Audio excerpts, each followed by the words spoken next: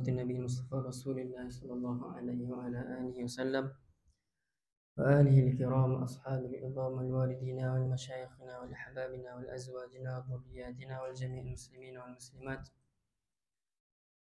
وخصوصا لهذه الحالة. الفاتحة. أعوذ بالله من الشيطان الرجيم. بسم الله الرحمن الرحيم. الحمد لله رب العالمين الرحمن الرحيم مالك يوم الدين إياك نعبد وإياك نستعين اهدنا الصراط المستقيم صراط الذين أنعمت عليهم غير المغضوب عليهم ولا الضالين آمين. إن الله وملائكته يصلون على النبي يا أيها الذين آمنوا صلوا عليه وسلموا تسليما. اللهم صل على سيدنا محمد أمي وعلى آله وصحبه وسلم. اللهم صل على سيدنا دين النبي الأمي وعلى آله وصحبه وسلم. اللهم صل على سيدنا محمد النبي الأمي وعلى آله وصحبه وسلم.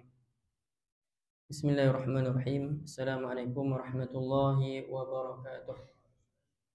الحمد لله والصلاة والسلام على أشرف الأنبياء والمرسلين وعلى آله وصحبه أجمعين. سبحانك لا علم لنا إلا ما علمتنا إنك أنت العليم الحكيم ولا حول ولا قوة إلا بالله العلي العظيم.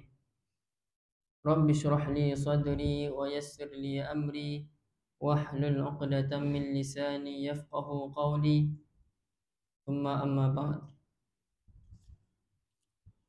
Alhamdulillah, syukur kepada Allah Subhanahu wa taala dapat lagi kita bertemu di dalam rumah Allah Subhanahu wa taala, bersolat secara berjemaah, juga kita menunaikan hajat daripada saudara kita. Moga-moga Allah Subhanahu wa taala permudahkan urusan saudara kita yang diuji oleh Allah Subhanahu wa taala masuk ke ICU. Moga Allah Subhanahu wa taala berikan kesembuhan, Allah permudahkan segala urusan, Allah berikan kesabaran kepada seluruh ahli keluarganya, dan moga Allah Subhanahu wa taala kabulkan segala hajat yang kita mohonkan, khusus bagi anak kepada Dr. Arif Kosmo. Juga Allah Subhanahu wa taala, moga-moga Allah kabulkan segala hajat kita. InsyaAllah kita menyambung pembacaan kitab berkaitan dengan amalan-amalan sunat di dalam solat yang boleh kita lakukan. Jadi kita telah masuk kepada perkara-perkara sunat di dalam rakaat yang kedua. Seperti mana kita sebutkan sebelum ini, perkara-perkara sunat yang kita sebutkan dalam rakaat pertama itu adalah apa yang akan diulang pada rakaat yang kedua, ketiga dan keempat. Jadi dia merupakan sebuah ulangan kepada kita supaya kita ingat semula berkaitan dengan perkara sunat yang boleh kita pelihara di dalam solat kita. Dalam solat, perkara sunat inilah yang akan menjadi penyempurna kepada solat kita, kepada ibadah kita. Kalau kita selalu mendirikan solat sunat qabliyah, ba'diyah, ia merupakan kesempurnaan bagi solat fardu kita. Dan juga perkara-perkara sunat yang kita dirikan di dalam solat kita juga adalah perkara yang akan menyebabkan solat kita menjadi sempurna. kita tahu solat kita pasti akan ada kekurangan, pasti akan ada kesalahan ataupun kelalaian. Terutamanya apabila kita mendirikan solat, fikiran kita melayang ke tempat yang lain. Itu pasti. Jadi perkara-perkara sunat yang kita dah tahu, yang kita pelajari, itulah yang akan menyebabkan solat kita itu yang kurang itu ditampung oleh perkara-perkara sunat yang kita amalkan. Jadi suka saya sebelum kita meneruskan, kalau tak sempat, mungkin kita hanya bacalah berkaitan dengan perkara yang merupakan perkara penting juga. Selain daripada perkara sunat yang selalu kita ulang-ulang, adalah perkara yang membawa kepada khusyuk di dalam solat. Kan kita semua menginginkan satu solat yang adanya sifat khusyuk di dalam solat tersebut. Bagaimana solat para sahabat, bagaimana solat para salihin, para awliya. Mereka sangat-sangat menjaga solat mereka. Lebih lagi sebelum waktu solat mereka sudah bersedia dalam macam-macam keadaan mereka bersedia. Itulah yang menjadi keutamaan sebenarnya bagi kita semua sebelum berdiri menghadap Allah Subhanahu Wa Taala. Jadi saya bacakan daripada satu kitab yang lain yang bertajuk Ithaful Muhibbin bi Syarhi Risalati Salatil Muqarrabin. Permata bagi ataupun hadiah bagi orang-orang yang cintakan Allah Subhanahu Wa Taala. Dan orang yang cinta kepada Allah ni diberikan kelebihan dengan macam-macam amalan yang boleh dilakukan supaya cinta tersebut dikekalkan sehinggalah bertemu dengan Allah Subhanahu Wa Taala di hari kiamat nanti. Maka dimulakan oleh pengarang kitab ini berkaitan dengan perkara yang perlu kita fahami daripada qiyam kita di dalam solat. Qiyam kita di dalam solat ni bukan qiyam yang sekadar qiyam. Berdiri kita dalam solat, qiyam kan kita sebutkan qiyam. Kita sebutkan perkara sunat sebelum ini di dalam berdiri. Apa antaranya? Dalam berdiri apakah perkara sunat? Berdiri tegak itu kalau yang mampu itu dah menjadi satu perkara rukun. Kita buka pada tajuk sifat berdiri untuk masuk ke dalam solat.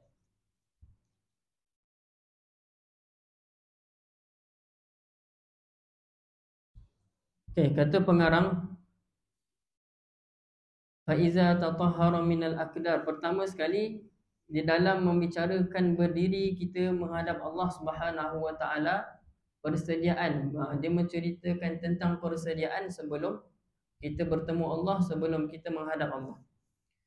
Jadi disebut ada 4 perkara yang perlu kita pelihara.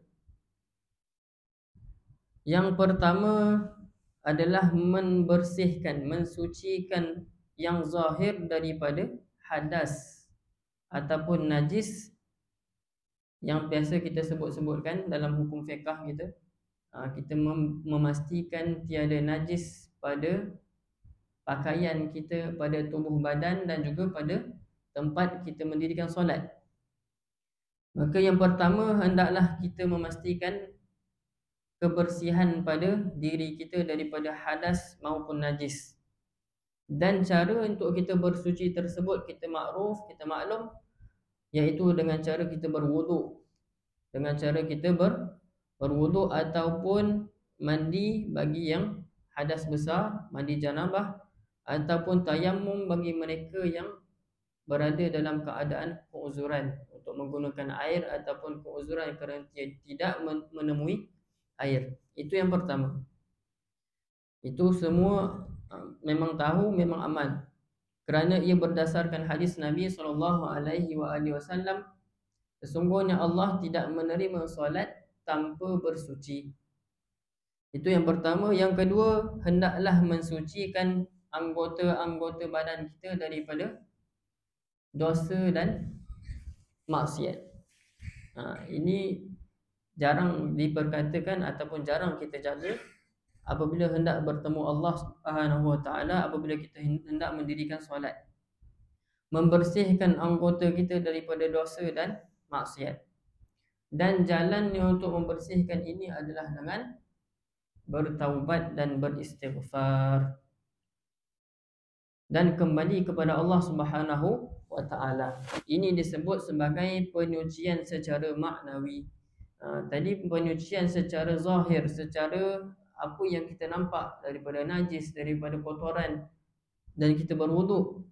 Dan yang kedua ini adalah bersucinya kita daripada dosa, sesuatu perkara yang tidak nampak, akan tetapi ia merupakan satu perkara yang sangat penting bagi mereka yang ingin bertemu Allah Subhanahu wa taala dengan hati yang penuh khusyuk, hati yang penuh merendah diri kepada Allah Subhanahu wa taala. Seterusnya yang ketiga, iaitu membersihkan hati daripada segala akhlak, bersihkan jiwa daripada segala akhlak yang terkeji, yang terhina, yang tidak menyebabkan keredaan Allah Subhanahu wa taala. Bersihkan diri kita daripada segala sifat-sifat mazmumah. Kerana berdasarkan satu khabar daripada Nabi sallallahu alaihi wasallam, setiap sesuatu itu mempunyai pembersih. Dan pembersih bagi hati itu adalah dengan zikrullah. Mengingati Allah itu adalah pembersih bagi hati kita. Jadi bersihkan hati kita dengan memperbanyakkan zikir. Lebih lagi kita ini berada di dalam bulan haram, kan? Inna iddatash syuhuri indallahi 12 syahra fiha arba'atun hurum, kan? Dalam satu tahun itu adanya 12 bulan. Daripada 12 bulan itu ada 4 bulan haram yang kita sebut ulang-ulang selalu, iaitu bulan Rajab. Bulan Rajab tu yang terasing. Apakah bulan yang berturutan? Zulqa'dah, Zulhijjah dan Muharram. Kemudian bulan Rajab. Itu bulan-bulan haram. Jadi kita berada di dalam bulan haram ini, berada dalam kebanyakan kemuliaan yang Allah berikan kepada bulan ini. Dan lebih lagi ini adalah bulan-bulan haji. Bulan yang di mana sibuknya umat manusia yang berada di sana di Mekah, sibuk dengan amal ibadah, sibuk dengan zikrullah, sibuk dengan doa dan hajat yang mereka mohon kepada Allah. Sedangkan kita juga di sini berada dalam kemuliaan bulan tersebut, maka kita memperbanyakkan amal kita, memperbanyakkan doa, memperbanyakkan zikir, memperbanyakkan amal ibadah. Allah Subhanahu wa taala berfirman dalam Al-Quran, wadhkurullaha fi ayyamin ma'dudat. Ingatlah Allah Subhanahu wa taala pada hari-hari yang tertentu. Ada ulama bahas hari-hari tertentu itu adalah dikatakan hari-hari tasyrik. Ada juga dikatakan daripada bermulanya seseorang itu pergi ke Muzdalifah, maka dia perlu memperbanyakkan zikrullah. Kan daripada Arafah, seorang yang berwukuf, dia bermula dia Arafah bila waktunya? Wukuf di Arafah bermula dari tergelincir matahari pada 9 Zulhijjah. Bila tergelincir matahari bermulalah waktu wukuf di Arafah. Kemudian sehinggalah terbenam matahari, kita biasa bagi jemaah-jemaah haji akan pergi ke Muzdalifah, kan, untuk bermalam di Muzdalifah. Dan kalau ikutkan waktu wukuf di Arafah itu sebenarnya sampai kepada waktu subuh. Subuh esok hari 9 sampai 10 Zulhijjah, waktu subuh itu habislah waktu wukuf di Arafah. Tetapi kalau mereka yang habiskan waktu wukuf dia sampai waktu subuh, maka dia dah tinggal apa? Dia tinggal mabit di Muzdalifah, kan? Maka dia kena bayar dam. Itu nak menceritakan waktu. Tapi kita dalam ibadah haji, kita dah diatur bila selesai wukuf kita pergi ke Muzdalifah. Maka bila pergi ke Muzdalifah tersebut, berdasarkan ayat tadi, perbanyakkanlah zikrullah, perbanyakkan zikir kepada Allah Subhanahu wa taala. Jadi apa yang ketiga dikatakan pembersih bagi hati itu adalah zikrullah, perbanyakkan zikrullah. Dan yang keempat, perkara yang perlu kita jaga sebelum kita mendirikan solat adalah membersihkan roh kita.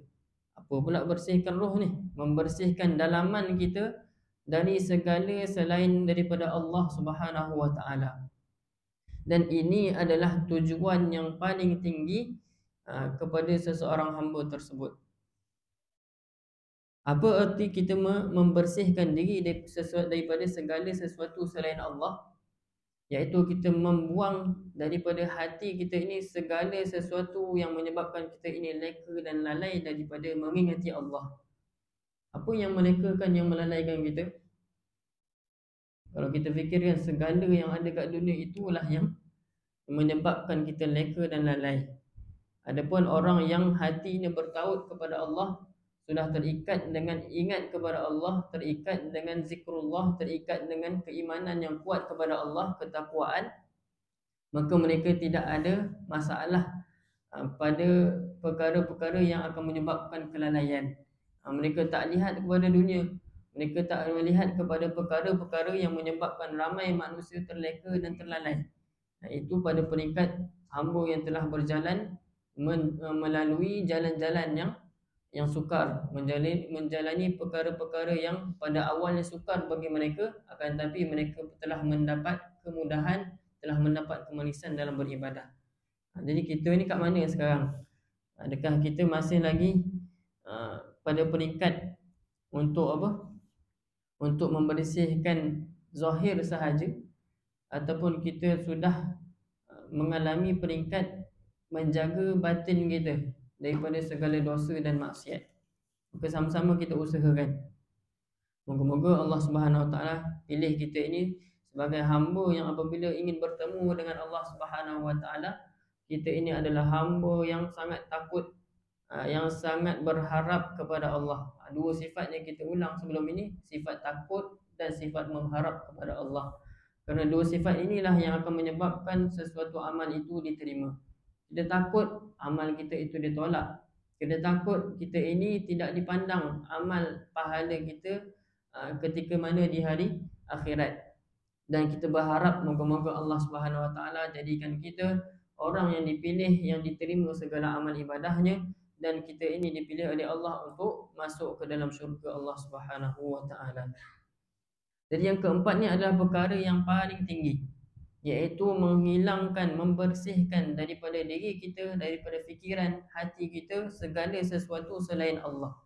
Andai kata kita mampu sampai kepada tahap ini, maka tidak menjadi satu kemustahilan seseorang itu boleh mendirikan solat beratus-ratus rakaat. Seperti mana yang kita dengar kisah berkaitan dengan anak kepada Sayyidina Ali, anak kepada Sayyidina Husain. Siapa anak dia? Sayyidina Ali Zainal Abidin. Sayyidina Ali bin Husain bin Ali. Jadi Sayyidina Ali Zainal Abidin diberi gelaran Zainal Abidin, perhiasan bagi hamba-hamba Allah Subhanahu Wa Taala. Jadi ayahnya itu dibunuh. Dia tahu kan bagaimana ayahnya Sayyidina Husain dipenggal kepalanya, kemudian dibawa kepalanya merata-rata tempat untuk menunjukkan kehebatan mereka telah membunuh cucu baginda Nabi SAW.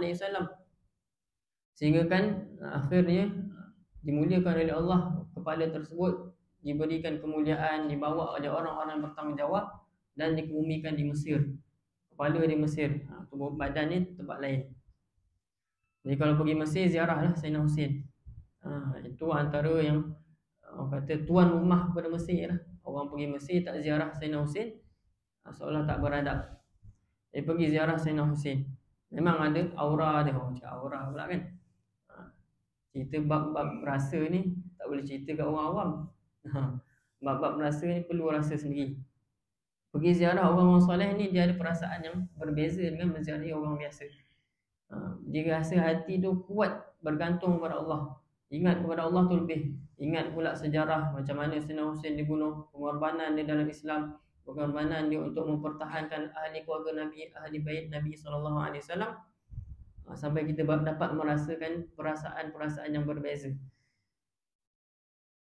Jadi itu yang berlaku kepada Sayyidina Ali Zainal Abidin. Apa yang berlaku kepada Sayyidina Ali ni, anak kepada Sayyidina Husain. Ketika itu zaman selepas Sayyidina Husain itu dibunuh, mereka ataupun orang-orang yang membenci ahli keluarga Nabi SAW ini sangat menyimpan rasa benci, kesumat lagi lah, menyimpan lagi perasaan benci kepada ahli keluarga Nabi, sehingga mereka merasakan bahawa Sayyidina Ali Zainal Abidin ni akan melakukan sesuatu untuk membalas dendam, kan? Dia fikir macam tu lah. Tapi Allah memberikan kekuatan ataupun sifat yang sangat tinggi kepada Sayyidina Ali Zainal Abidin ni. Sifat yang sangat terpuji, iaitu apa? Setiap malam dia akan pergi ke setiap rumah, dia akan bagi bekalan-bekalan makanan. Dia tahu kampung tu orang-orang yang berada di tempat itu dalam kesusahan, dalam keadaan memerlukan, maka dia menyiapkan segala bekalan dan meletakkan di setiap rumah-rumah, sehingga kan hilang segala perasaan benci, segala perasaan buruk di kalangan manusia yang ada ketika zaman itu kepada ahli keluarga Nabi ataupun kepada Sayyidina Ali Zainal Abidin tersebut. Sampai mereka dah tahu lah, kalau jumpa ada makanan kat luar rumah ni, mestilah Zainal Abidin yang letaknya, Ali Zainal Abidin yang meletakkan.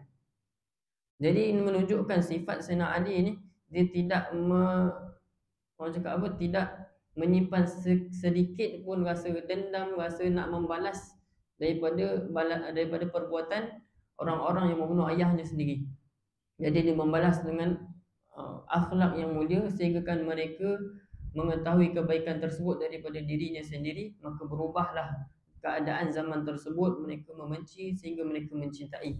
Itu yang berlaku pada Ali Zainal Abidin, dan dia diberi gelaran As-Sajjad, orang yang banyak bersujud.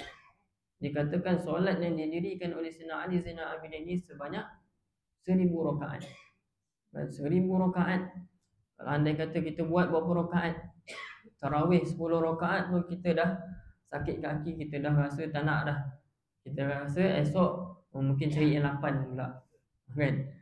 Ataupun esok tu cari yang laju sikit. Sebabkan apa? Sebab kita punya keimanan, amalan kita tak sama seperti orang yang tinggi di sisi Allah Subhanahu Wa Taala. Tidak sama dengan orang yang dekat dirinya dengan Allah Subhanahu Wa Taala seperti para aulia. Jadi yang keempat ni adalah peringkat yang sangat tinggi, dan sekiranya kita mampu buat keempat-empat ini sebelum kita bertemu ataupun kita bersedia sebelum solat kita, insya-Allah solat kita akan mencapai kepada tahap tujuan yang sebenarnya, iaitu ketakwaan kepada Allah. Dan inna salata tanha 'anil fahsya'i wal munkar. Sesungguhnya solat akan mencegah kita daripada melakukan perkara keji dan mungkar. Akan tapi banyak solat yang dilakukan pada hari ini seolah-olah tidak ada apa-apa kesan kepada diri manusia, kerana tidak menghayati solat yang didirikan. Dari kata-kata pengarang ini, maka wajiblah kita mendirikan ataupun kita berdiri di hadapan Allah Subhanahu Wa Taala. Yang pertamanya mensucikan diri daripada perkara-perkara yang zahir dan juga maknawi, dan juga kita hilangkan, bersihkan daripada dalam diri kita ini segala sesuatu selain Allah Subhanahu Wa Taala, dan kita palingkan diri kita daripada melihat dunia kepada melihat kebesaran Allah Subhanahu Wa Taala. Maka akan sampailah kita kepada tahap menghayati makna-makna di dalam solat, sehingga kita menghayati makna berdirinya kita di hadapan Allah. Kita merasakan kebesaran bahawasanya kita ini sangat hina di hadapan Allah Subhanahu Wa Taala. Kita tidak ada apa-apa yang kita miliki, melainkan segalanya adalah datang daripada Allah Subhanahu Wa Taala. Kita masuk sedikit pada makna takbiratul ihram. Dalam kita menyebut Allahu Akbar, kan, kita merasakan kebesaran Allah. Apa yang dimaksudkan dengan Allahu Akbar itu, iaitu kita membenarkan di dalam hati kita tiada sesuatu yang lebih besar di dalam hati kita ini melainkan Allah. Macam tu sekali. Maka kita campakkan segala sesuatu selain Allah itu semata-mata mengharapkan redha Allah. Kita harapkan apabila kita menyebut takbir, lafaz takbir Allahu Akbar, dengan erti kata tiada Tuhan yang lebih besar dalam hati kita ini, tiada yang lebih besar melainkan Allah Subhanahu Wa Taala. Kita tinggalkan segala sesuatu yang dunia, yang apa yang menyebabkan kita leka dan lalai, semata-mata mengharapkan redha Allah. Dan kepada Allah kita bermula, dan kepada Allah lah kita akan berakhir. Kita sebut apabila kita mendengar musibah, inna lillahi wa inna ilaihi raji'un. Sesungguhnya kami ini datangnya daripada Allah, dan kami ini juga kepadanya lah kami juga akan kembali. Itulah sebenarnya makna daripada menyebut lafaz takbiratul ihram. Cukup untuk yang baru berkaitan dengan makna qiyam dan takbiratul ihram. Kita masuk kepada perkara sunat yang seterusnya. Sebelum ni kita belum habis dalam bab qiyam juga. Dalam sunat-sunat kita berdiri kita dah selesai. Dalam perkara sunat di dalam al-qiraah, dalam membaca ketika berdiri. Bermula dengan surah Al-Fatihah. Selesai kita daripada surah Al-Fatihah, perkara-perkara sunat yang kita sebutkan. Setiap daripada ayat surah Al-Fatihah itu kita berhenti, itu merupakan perkara sunat. Kita membaca satu ayat demi satu ayat, itu adalah perkara sunat. Dan sunat itu berasingan di antara setiap ayat. Ayat pertama kita berhenti, dapat sunat yang pertama. Berhenti ayat yang kedua sehinggalah ayat yang ketujuh, dapat 7 perkara sunat di situ. Kemudian adanya kita saktah. Saktah ni berhenti setiap habis Al-Fatihah, sebelum membaca amin berhenti. Selepas membaca amin, sebelum membaca surah berhenti.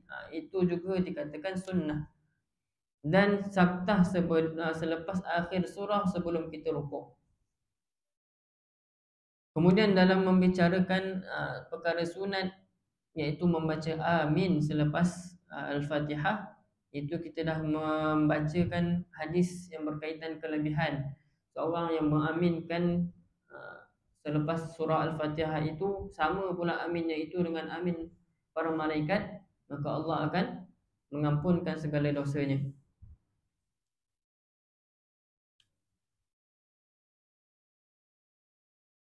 Kemudian kita sambung pada membaca surah.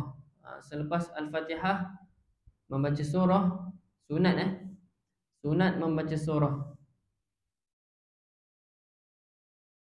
Dan surah yang dikatakan untuk sunat kita bacakan itu hendaklah mengikut turutan di dalam mushaf. Mengikut turutan itu adalah perkara yang sunat. Kalau tak ikut turutan, tak jadi masalah lah. Tak adalah sampai batal solat. Tapi kita mendapat perkara yang lebih afdal, lebih baik apabila kita membaca surah dalam Al-Quran ini mengikut turutan. Bukanlah sekejap surah Qul Huwallah, tiba-tiba surah Baqarah pula. Kan tak cantik. Rakaat pertama surah Qul a'udzu birabbil falaq. Sampai rakaat kedua Alif Lam Mim. Dia dah sampai ke depan balik. Jadi tak cantik lah. Biasa kita nampak ni kadang-kadang bila solat tarawih. Bila solat tarawih ni tak adalah sampai macam tu sekali kan, surah yang belakang sampai ke depan. Tapi dia agak terlupa turutan tu, dia dah bercampur-campur. Daripada belakang pergi depan, depan pergi belakang. Dia dah macam bercampur bau lah. Turutan tu dah tak cantik. Maka apabila membaca surah itu mengikut turutan, ia dikira seperkara sunat. Kemudian rakaat pertama seperti kita sebut, ayat yang kita baca itu hendaklah panjang daripada rakaat yang kedua. Bila rakaat pertama itu 10 ayat, jadi rakaat kedua kurang sikit daripada 10 ayat.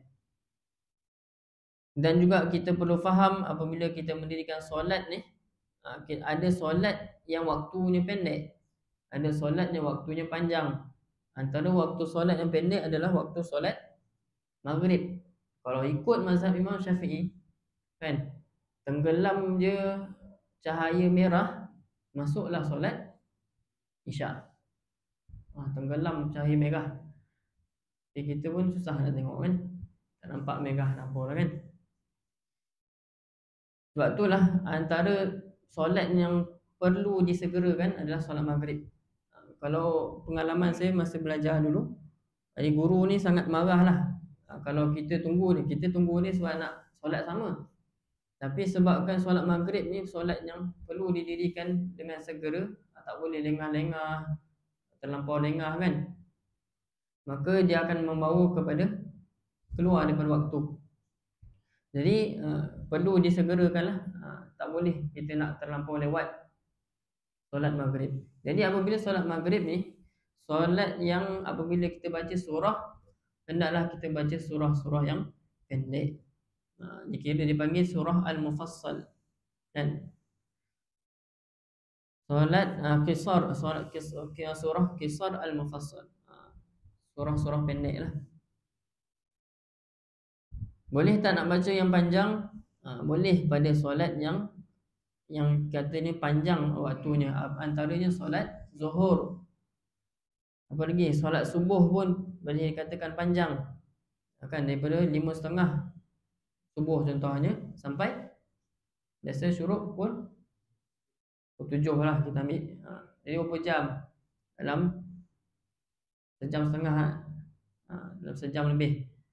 Kalau maghrib berapa jam? Sejam. 7.20 so 7 suku. Lebih kurang lah kan. Sejam lebih juga lah. Jadi kita kena faham berkaitan waktu solat dan kesesuaian surah yang kita baca. Ini terutamanya bagi yang mengimamkan solat lah. Kalau yang tak imamkan solat ni, biasanya dia memang dah tahu dah. Surah semua surah pendek lah kan. Semua surah Allah kan. Kuatlah. Tapi kebiasaannya semua yang mendirikan solat ni dia dah asingkan. Solat ni surah ni untuk solat ni. Dah biasalah. Dan tak salah pun kalau kita nak membaca surah Allah sahaja, tak ada masalah. Kerana ada kisah ni, seorang sahabat bila baca dalam setiap rakaat ada surah Allah. Selepas setiap surah dia baca surah Allah. Kerana apa? Kerana dia kata aku cinta kepada surah Al-Ikhlas. Kerana surah Al-Ikhlas itu membawa kepada sifat tauhid. Kita mentauhidkan Allah. Katakanlah Allah itu adalah satu. Dia suka dengan surah tersebut. Memang tak ada masalah. Kita nak baca setiap rakaat kita dengan surah Qul Huwallah pun tak ada masalah.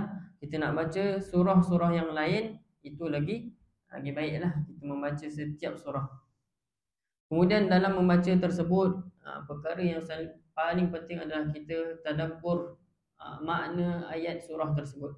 Daripada surah Al-Fatihah lagi, apabila kita membaca surah Al-Fatihah, kita sebut sebelum ini macam mana apabila orang itu membaca surah Al-Fatihah daripada mula dengan memahami makna sehinggalah kepada ayat ihdinas siratal mustaqim, tunjukkan aku jalan yang lurus, dalam keadaan hati yang leka dan lalai. Macam mana keadaan orang yang berdoa meminta permohonan doa daripada Allah, minta tunjukkan jalan tapi hati dia ke tempat lain. Kita sebut sebelum ni seolah-olah tiada guna pada doa tersebut. Seolah-olah dia memohon kepada Allah dalam keadaan tidak bersungguh. Itu perkara yang sangat kita kena jaga. Walaupun kita tak faham sekalipun, kita dah tahu dah ihdinas siratal mustaqim tu doa.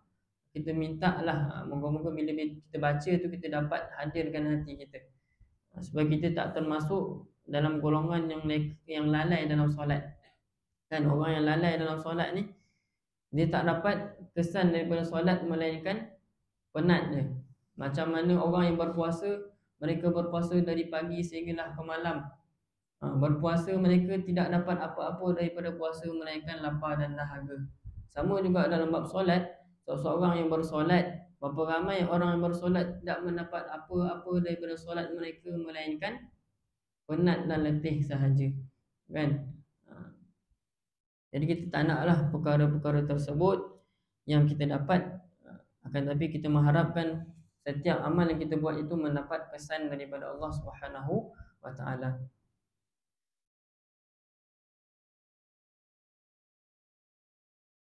Ada soalan berkaitan dengan sunat ketika membaca surah ataupun Al-Fatihah. Semua dah faham mana? Kan?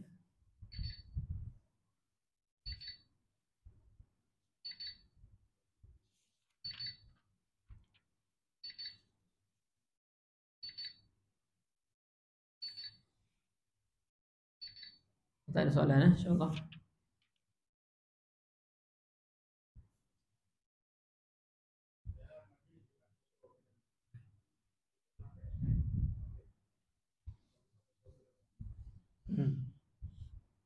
Ambil solat. Tapi kalau dalam bab waktu solat maghrib ni dia banyak peringkat, dan setiap solat ni dia ada peringkat waktu dia. Kalau kita buka, saya pun dah lupa lah kalau buka kitab fiqh tu. Kan, setiap waktu solat ni ada waktu, bahagian waktu dia, sampai ada 5 bahagian waktu. Ada waktu fadilah, banyaklah kan. Kalau buka, saya pun dah lupa istilah-istilah dia. Jadi kalau dalam bab solat maghrib ni yang saya sebut tadi tu, dalam kalau nak ikut betul-betul daripada awal mazhab Imam Syafi'i yang betul-betul ikut pada menyatakan masuk waktu tu kalau dah terbenam cahaya merah tu dah masuk isyak. Tapi kalau mengikut yang disepakati ataupun waktu yang kita dah pegang selama ni, sampai kan masuk waktu isyak tu macam mana? Berapa jam selepas tu kan? Kalau kita ikut pada waktu, tak ada masalah lah. Jadi tu kena buka syarahan daripada kitab fiqh. Saya pun terlupa pada bahagian waktu tu. Itulah pada waktu tersebutlah waktu yang perlu orang cakap apa? Tak boleh dilewatkan solat. Dia ada huraian dia. Jadi insya-Allah kalau akan datang kita buka kuliah seterusnya, insya-Allah saya buka kitab berkaitan tajuk tersebut, kita bincang insya-Allah. Itulah yang saya boleh jawab.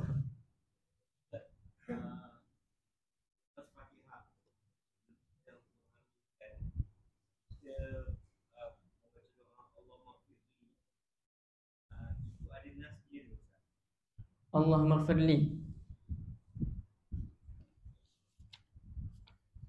Kita ada sebutkan sebelum ni. Waladhdallin, Allahumma ighfirli ataupun Rabbi ighfirli. Amin.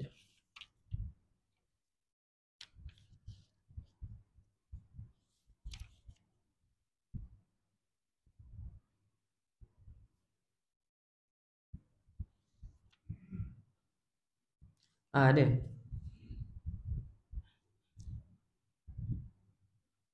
Daripada perbuatan Nabi SAW yang bersifat hukumnya hasan.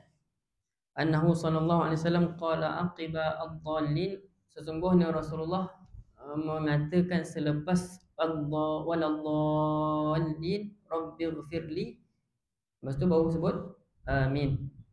Ada khabar lah, ada hadis daripada Nabi yang menunjukkan Nabi melakukan ataupun mengatakan doa tersebut. Adalah.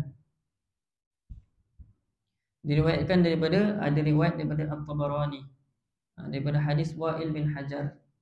Boleh kita lihatlah kalau kita boleh rujuk kitab hadis kan, kitab hadis daripada At-Tabarani. Kita boleh rujuklah hadis tersebut.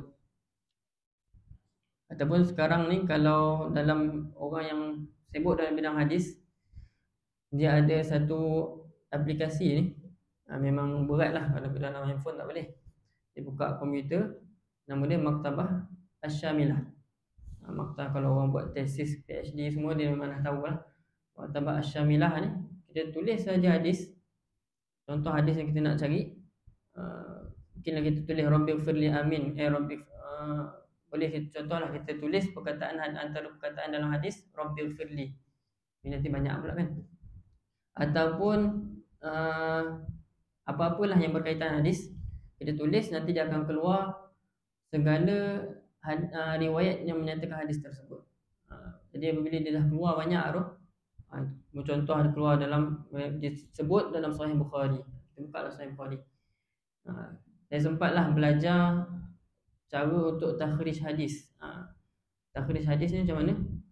Kita ambil satu hadis, kita tengok siapa periwayat hadis, kemudian kita kaji setiap perawi.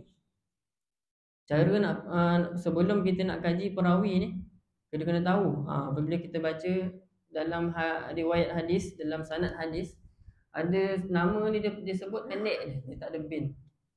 Contohnya apa? An Muhammad, an Zaid, contohlah kan. Muhammad yang mana? Muhammad banyak. Kalau kita buka kitab terjemah perawi-perawi, Muhammad ni ada ratusan Muhammad. Kita nak kaji memang ambil masa lah. Sebab tu dalam mentakhrij hadis, seperti mana yang gembar-gembur pada hari ni, cerita ulama, ustaz ni cerita asal hadis ni, taraf hadis ni, ustaz ni cerita asal hukum hadis ni. Jadi ia adalah satu perkara yang sangat rumit, bukan mudah-mudah untuk dibicarakan oleh orang yang tidak mahir. Jadi dia perlu kepada kemahiran. Jadi nak menterjemah satu sanad hadis, dia memerlukan masa yang panjang. Itu baru terjemah hadis, baru terjemah sanad hadis. Terjemah dalam arti kata apa? Mengetahui setiap perawi ini apakah hukum yang diberikan kepada perawi tersebut. Ada perawi yang dihukumkan siqah. Siqah ni boleh dipercayai. Ada yang dihukum sebagai kazzab, iaitu apa? Pendusta. Ada juga. Kalau ada perawi dalam hadis tu yang kazzab, dia akan jadi masalah kepada hukum hadis. Hadis tu dah tak boleh beramal. Kita dah kena kaji balik, ada tak hadis lain yang seumpama hadis tersebut. Kemudian banyak lagi perkara yang kita kena lihat dalam mengkaji sesuatu hadis. Itu sebagai contohlah. Nak menterjemah perawi-perawi pun dah ambil masa, dah geleng kepala, dah pening kepala. Memang itu pengalaman yang saya pernah lalui. Malam tu dapat kerja daripada tuan guru lah. Dia bagi, okay, kau ambil hadis ni, ambil seorang-seorang, setiap orang lain hadis. Jadi setiap orang akan mengkaji perawi-perawi dalam hadis tersebut. Buka kitab yang paling asas, tak jumpa, buka kitab besar sikit, buka kitab yang jilidnya 30 lebih. Dia hanya menghuraikan nama-nama perawi sahaja. Dalam huraian perawi tu dia ada bagi tahu siapa anak murid dia, siapa guru dia, sampai macam tu sekali tahap ilmu hadis ni. Dia kena tahu siapa guru dia, siapa yang pernah ambil hadis daripada dia. Supaya apa? Supaya tidak berlaku seperti yang berlaku hari ini, orang menghukum hadis sesuka hati. Dia hukum apa? Hadis ini dhaif, maka tak boleh beramal. Kalau orang yang belajar hadis dia tahu taraf hadis dhaif ni bukan hadis yang tak boleh beramal. Seakan-akan sampaikan dia kata hadis dhaif ni seolah-olah hadis maudhu'. Hadis maudhu' ni hadis yang direka-reka. Dia dah samakan pula hadis dhaif dengan hadis maudhu'. Itu masalah besar lah. Sedangkan ulama' dah bagi syarat nak beramal hadis dhaif, ada syarat-syarat. Antara yang boleh kita amal, sesuatu hadis yang ada kelebihan amal. Kan kita baca fadhailul a'mal, dalam tu banyak hadis-hadis dhaif. Ada juga hadis yang bertaraf hasan, ada juga hadis sahih. Akan tapi ramai yang mempertikaikan, tak payah baca hadis fadilat amal tu. Salah lah. Hukum pada menyatakan tak boleh baca, tak boleh beramal tu adalah salah. Sedangkan kita bila menyatakan hadis dhaif, kita masih lagi boleh beramal dengan hadis tersebut. Jadi itu kita berkongsi sikitlah berkaitan dengan hadis. InsyaAllah persoalan yang tak terjawab kita cuba jawab pada kuliah akan datang. Sekadar ini pada malam yang mulia ini, semoga Allah Subhanahu Wa Taala berikan kita kefahaman dalam setiap apa yang kita pelajari. Allah bagi manfaat kepada kita dunia akhirat, dan Allah memberikan rahmat dan kasih sayangnya di bulan yang haram ini, di bulan yang mulia ini, di hari-hari yang mulia, di dalam 1 ataupun 10 terawal di dalam bulan Zulhijjah ni sangat-sangat banyak kemuliaan dia. Maka kita mohon kepada Allah Subhanahu Wa Taala, maka Allah pilih kita ini sebagai hamba yang sentiasa istiqamah dengan setiap amal kebaikan, dan kita ini dijemput oleh Allah Subhanahu Wa Taala untuk sentiasa datang ke rumahnya Allah Subhanahu Wa Taala, juga dijemput menjadi tetamu Allah Subhanahu Wa Taala menunaikan umrah ataupun haji. Amin ya rabbal alamin. Bismillahirrahmanirrahim. Alhamdulillahirabbil alamin. Wassalatu wassalamu ala asyrafil anbiya'i wal mursalin wa ala alihi wa sahbihi ajma'in. Allahumma faqihna fid din wa 'allimna at-ta'wil. Allahumma ya 'alimu 'allimna ma yanfa'una wanfa'na bima 'allamtana wa zidna 'ilman wa 'amalan ya arhamar rahimin. Wa sallallahu ala sayyidina Muhammad wa ala alihi wa baraka wa sallam. Alhamdulillahi rabbil alamin. Qabbalallahu minna.